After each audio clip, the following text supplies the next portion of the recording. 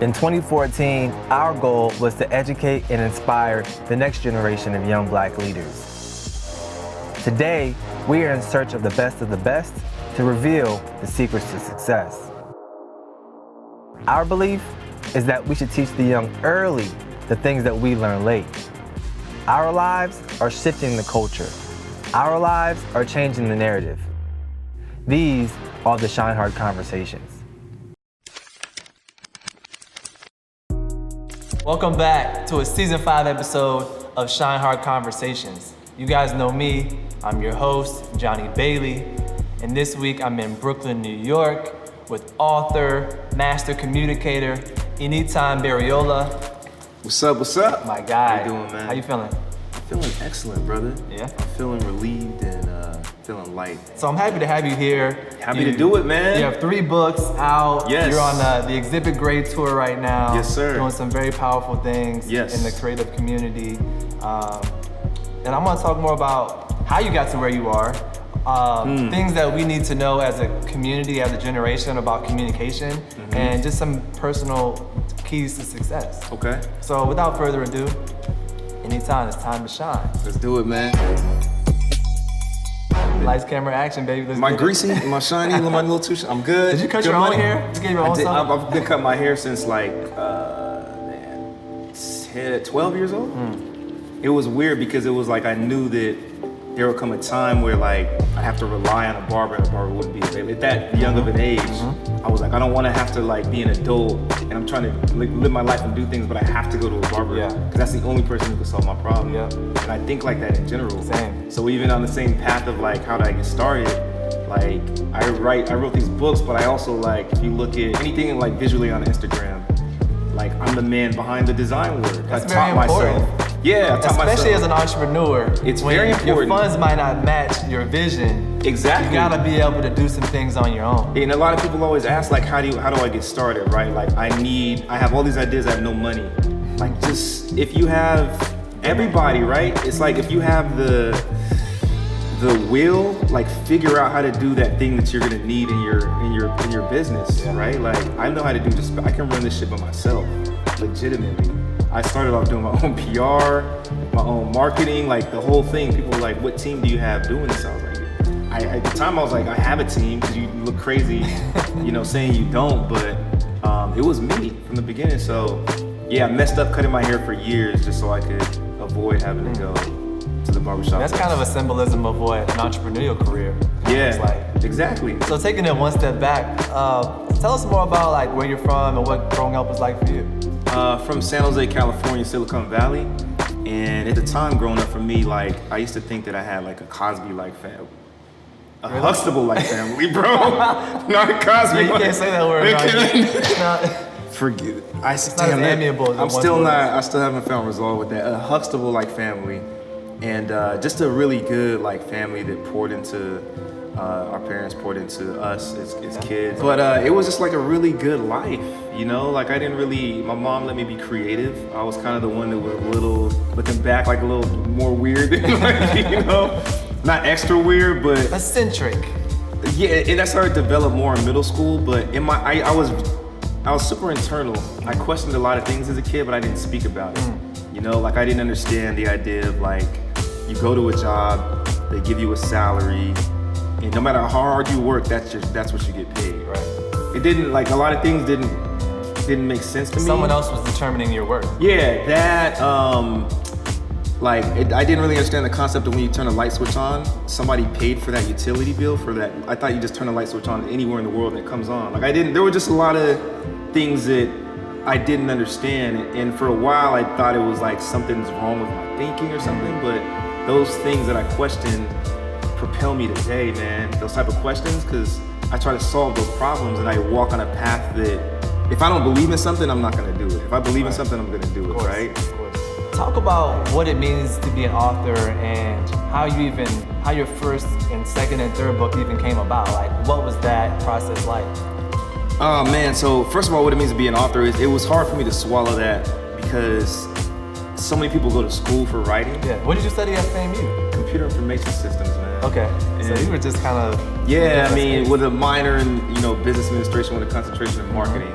But Did you work in that space at all before you got into writing? When I was 16, I interned at Hewlett Packard. I was like the only high school kid in there. Okay. So I've always had like all these unique skill sets, like almost whatever, it's weird, whatever I do, it's like I can master, and there's a guilt there because... Like Jay-Z says, do everything well. Yeah, exactly, and I believe in that, but I think for a long time I thought anybody could do it. I didn't think it was like a gift. Yeah. I'm like, and I would tell people, why don't you just do it? Like, just try it, and it's like, I don't know how. I didn't understand. I was like, try it and you'll learn and you'll be good at it. I think learning is also a talent or a skill that people have too. I agree. I feel like I can learn anything and be good at it. Exactly. I've always been able if you're to committed do that. to it, right? Yeah, if I really want to do it. If you do the work. Yeah, and I think anybody's capable of that. But I still do think that. Yeah, but some people don't feel like learning is easy for them, or they don't. Yeah. I don't know. So the first book was surreal. You know, you have this idea, you think it's gonna work. Culture opens up its heavenly gates and embraces. And Twitter came right in there. Dog, when I talk about perfect timing, every book I've written, it's all perfect timing because the content isn't like comfortable content or like cool content, right? It's etiquette. So everything I've written, like society's opened up. Like right now, we're talking about vulnerability, talking about going to therapy, black men, Charlamagne, mental health, right? Yeah. We're talking about that. For years, we've never talked about that. Generationally, our parents, they didn't talk about that. Right. The Gray is about that. And it came like before this conversation started, before the Me Too, before like, it was like years before. I always get the way I write, man, like I get these deposits and they just flow through me, bro. They just come from here and they just flow. Like it's not even, I'm like a vessel. I don't take credit for like for the work, right? What's been the biggest challenge in being an author, a young black man in this space? I think just that, being a young black man, and that comes with its stereotypes. I mean, I'll fly in first class and people like, usually I'm the only brother up there, you know what I mean? And sometimes people will be like, maybe based off the way I'm dressed or what music do you play, you know what I'm saying? Like, you're a rapper. Yeah, I always entertain the conversation. High dollar sign vibes. He's got a dope album, man. He's got a dope album. But I always say like, you know, I know what's coming, so I'm prepared for it. And sometimes I intentionally dress a way where I will be stereotyped, right? Because my whole purpose for writing is to shift perspective. Right. So I want to do that in person too. I want your mind to like, like feel dumb about your, whatever the thoughts were. Preconceived notion. Yes, so I anticipate it and I said, no, I'm actually a writer. And just leave it at that, right? Oh, really, what do you write? Oh, I wrote 3 best-selling books. Oh, really? Oh, where you headed? Oh, I'm headed to this tour that we produce and before that I'm doing this event and doing this and good morning, like whatever, right? Right. And they're just blown away and their whole position shifts, you know, like they order it. Oh. They're like, and it teaches them a lesson, right? Without me having to like put it in their face, like you shouldn't judge me. So I think the most difficult part is just maneuvering through a space of, it's not really, you know, historically we've been seen in that space. Yeah. Young black men. It's important. I think there's different forms of activism. And we are traditionally programmed to see like in the streets with our signs and we're, you know, protesting and walking the streets. But I think also being a black man in a space that is underrepresented is a form of activism. Excelling beyond the status quo or stereotype is a form of activism. That's dope, man. I never thought about that, and it's dope because I've always felt like that's a missing component, right? Like I'm like, I want to be more active because internally, man, there's so much brewing that I like want to say sometimes and do. And I do a lot privately. First class as a black man is a form of activism. Wow, you're disrupting. That's an IG quote, brother. Thank you, man. I'm gonna give you credit. I like that. One Johnny Baby, plug me in. I like that, man. Do you have any mentors? I got a lot, man. Because it's so important that we have someone that can lay the foundation for us, give us the blueprint, give us the game. Who's some people who have invested in you as a mentor? From the onset, it's family, right? So it was like my grandfather, my father. This is my family. Like I said, it's a great structure, right? So that's what I first saw. Then I started to pull people from like television or arts, right? Like, oh, this person's Pharrell, this person's dope. So I may not know them at the time, but in my mind, they're my mentors. They can serve as my mentors. I don't have to like hey, will you be my mentor? Like, no, you already are. You're already doing the work Virtual for me. mentor, yeah. Yeah, like I'm receiving what you're putting out, and like I'm inspired by your boldness, the way you dress, and all that stuff, right? Your message. So now it's crazy, man. Like in the past year, I've moved on from friends that I've had for like 20, 15 years, right? 15 years, 20 years, yeah, man. And I always had a really tight circle, and it was always us, like on my groomsmen and my wedding, just all my guys. Seems like that would be pretty difficult. Extremely difficult, but extremely necessary, man. And you can't let the difficulty of anything prevent you from doing what's the best interest of the goal. Why do you feel like that's necessary? Because a lot of times in life, you gotta think, man, your friends are your friends because y'all went to elementary school together, because of proximity, because of time, just the situation, right? Yeah. And people grow, right? If in college and in high school I was all about women, like nothing else really mattered. Yeah. I didn't invest my time in anything else. Which is why you were such right? a good writer. Yeah, I learned how to talk. The way I used to talk to women, I learned how to write how I talk, right? And that was helpful in writing. Because a lot of people don't write how they talk, they don't talk how they write. I learned how to do both. So a lot of times, circumstantially, you're friends. And when you grow, you're still friends because of this thing in our culture called loyalty that is very dangerous, very toxic if you let it be, right? Select your loyalty wisely. It's not just because like, oh, I grew up with this person at this point in time in my life and I'm loyal to them, ride or die no matter what. Like, I always say a lot of ride or die people end up dead, you know what I'm saying? Like, so as I'm growing and I'm really taking a serious shift, Right. there's naturally a disconnect. We don't talk about the same things, right? Like we're not even on the same vibe. It's totally different. Yeah, they say you're either growing together or growing apart. Right, and I used to be in the car, and you can get in the car. You hop in the passenger side. We can ride together, right? Right. If you like get out for whatever reason, I'm gonna turn the car around, even though I'm supposed to be going that way, and I'm gonna get you, and I'm gonna keep doing that. But I'm supposed to be going that way. Right. So now I'm like, you know what? I'm not like leaving you. You can get in if you want. Right. But if you get out, this way, I'm not turning back around. It was like a long process. It was dark times for me. It was like, I went through this gray area, right? And it was weird and unclear, but when I came out of it, it was so beautiful. you're in a better place. So I've learned so much in the past year than I have in the past like 15, 20 years with some of those friends. Yeah, that's part of the creative journey of an artist. Yeah. Going through these phases, these dark phases, these bright phases, It and is. peaks and valleys, It is, and I think we're more sensitive to it, and because we're sensitive to it, it's present. Because it's so present, we receive it. A lot of people don't receive it. Everybody faces, has to the confront signs are there, but themselves. you gotta pay attention to the Gotta signs pay and take attention. action. A lot of people don't. And then lastly, it opened up, when you're holding on to something, you can't open your hands to receive. So I didn't know people could enter this You circle. gotta make space. I made space, and when I did, new mentors, new friends who have changed my life in 6 months more than the past like 20 years. Like it's amazing. I see the world differently. I know now. all about that, bro. And You kind get of it. transitioning, our platform, ShineHard Foundation, is all about closing the racial wealth gap. And we believe we do that through virtual mentorship, through economic empowerment, and through collaboration with dope influencers like yourself. One of the mantras that we use is saying passion changes everything, because I believe when you find your passion, it will lead you to your purpose.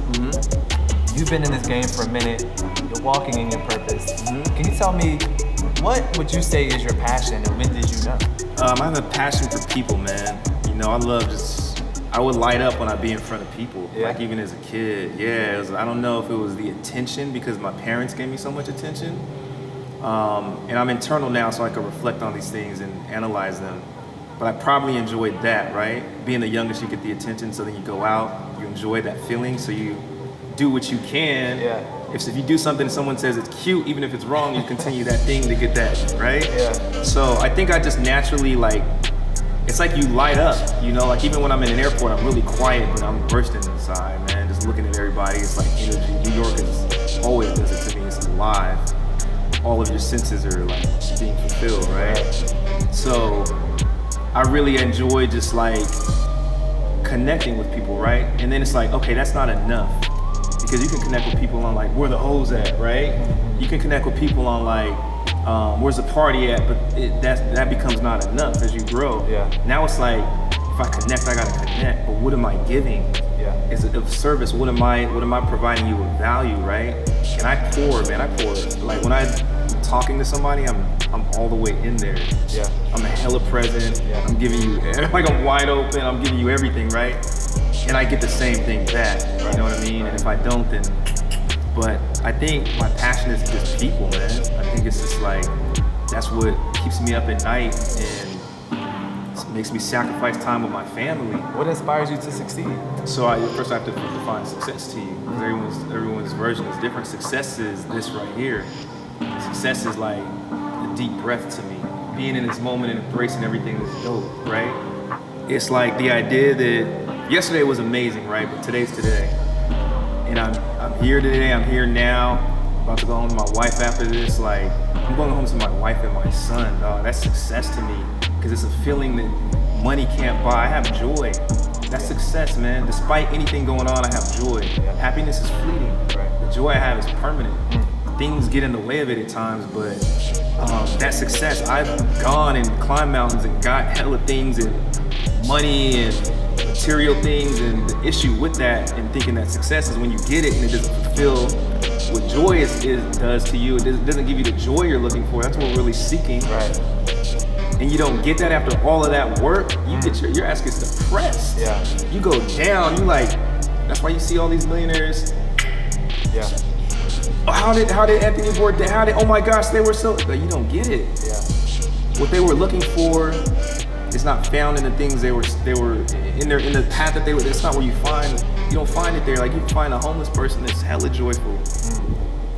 Like a lot of times people say when we were our brokest growing up as a family in the hood in Brooklyn, we were like happy, we had fun. Right. We didn't know we were poor like until we got older and society told us. Yeah. You know what I'm saying? That's deep. So that's the most beautiful thing in the world, right? That to me is like, that's what life is.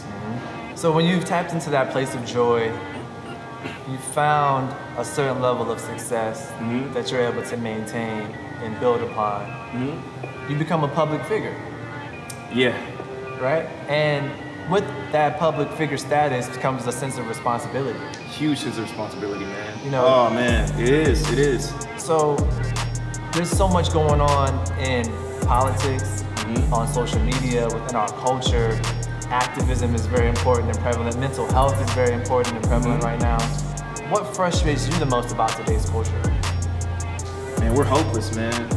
We're super hopeless because we believe what we see. Like, turning on TV and seeing all that shit, it's not real, right? Like, you really got to get behind what's going on. Like, you can easily see number 45 say something, and you immediately are like, oh, no, it's not. It's not. Just slow down. Like, even the whole thing with Kanye and him tripping out, it's like, on one side of it, you want to be upset, right? You're like, this dude he's canceled.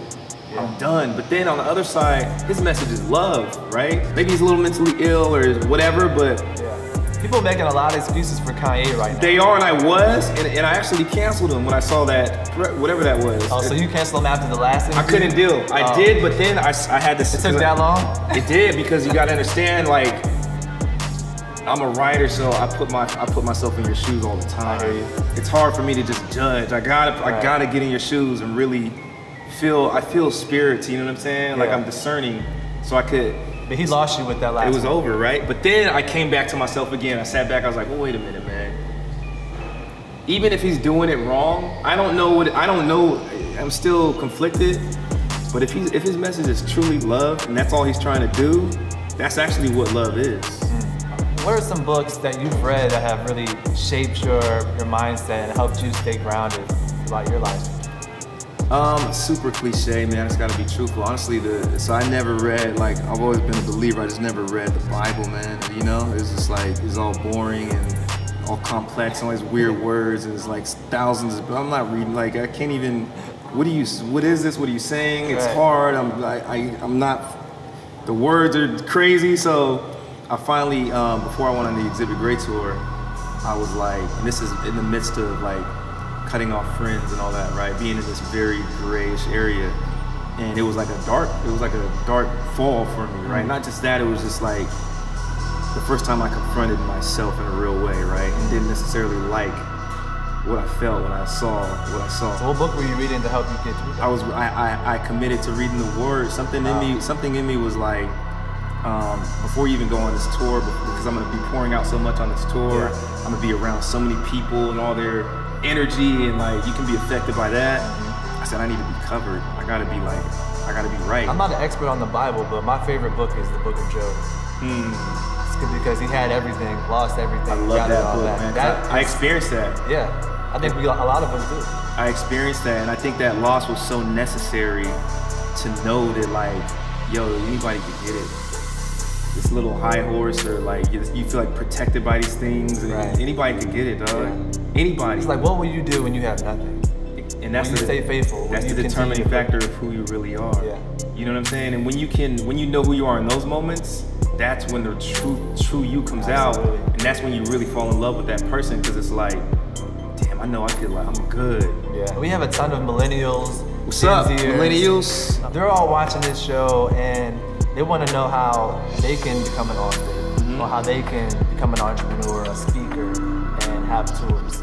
So what advice would you give to the next generation on how to navigate this journey, and what's the mindset? The mindset, I feel like a lot of them have it, but the mindset is like, it's so possible. You know, I think digitally, this digital age, they've been able to see way more. You can like see what's happening in China, you can see everything. So a lot of the mantra, I believe, when I was growing up, it was community that was doing dope stuff. So I had a black community in the Bay Area that I could physically see, like, oh, I could do that, I could do that, I could do this. That's possible. So I think this generation knows like what's possible. Like, you know, off camera, her cousin just started a blog that she's releasing on Wednesday, right? And that's possible for her. Like, she's able to. Our social media, Taro, Jackson, yes. So, I mean, that's something that's possible. It's difficult, but I could do that. Let me do the work to get it done. Like, let me do the background research. Let me do my due diligence. Right. That's the most important thing to work, right? Yeah, like just do the work, right? To get your thing started, so that when you approach somebody for some help, and they go back and try to see what you're about, it's not like they see that you've done the work. That's what I look for. Yeah, same. Like, what do you have that I could see? Do the work. Do the work. So do the work. That's honestly the most, because the work, it does not lie, right? This is the work. What's happening now is a result, manifestation of the work you've done. You know what I'm saying? Yeah, this was an amazing interview, bro. Man. I appreciate you sitting down. You too, brother. We talked about it. You made it happen. You made it happen, man. It was great. I feel like talking like for days. You turn on that switch, man, but we got to cut the time, so we'll do a part 2. So I know that you're on the Exhibit Grade Tour. Yes. Tell everyone how they can find you and what you have coming up. So you see this right here where it says Bereolaesque on the screen? You can find me right there on social media. Follow ShineHard family right there, John Bailey. Yeah, you can find me online, man. I got a rebrand with the website. By the time this drops, you'll be able to see it on Bereolaesque.com. So everything's under Bereolaesque, Facebook, Twitter, all social media. And yo, come kick it with me online, man. It's like real life. You guys can find me, Johnny Bailey, at @1JohnnyBailey. Of course, follow ShineHard Fam on Instagram. Visit ShineHardFamily.org. Our mission is to close the racial wealth gap. We provide mentorship, professional development, economic empowerment to Gen Zers and millennials, people like you who want to sit right here on this chair, on this stage. You guys are next up. Hit me up, check the website out if you want to get involved. And remember, passion changes everything. All you got to do is do the work. Do the work, man. Enitan. You get it, brother. Man. My brother, Appreciate man. You, bro.